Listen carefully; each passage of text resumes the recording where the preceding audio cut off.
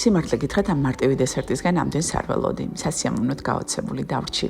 მზადებაში მეხმარება კენოდის მანქანა Cooking Chef-ი.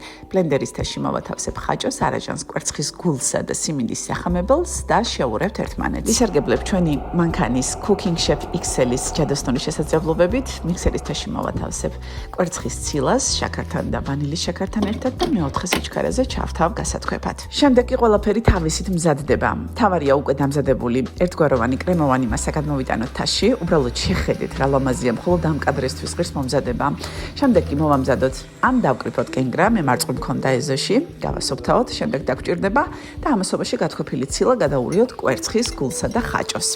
ფორმაში მოვათავსოთ პერგამენტი, გადავიტანოთ ხაჭოს მასა, ღუმელი გქონდეს ამასობაში გახურებული. ხაჭოს მოვალაგოთ შუაზე გაჭრილი გასოფთავებული მარწყვლი და ვაცხოთ 160 გრადუსზე. ცხობისას თუ მასა შუაზე გადასკდა არ გაგიკვირდეთ, მაცივარში სტაბილიზაციის შემდგომ დაიბრუნებს თავის ფორმას და დაგატკბობთ არაჩვეულებრივი გემოებით.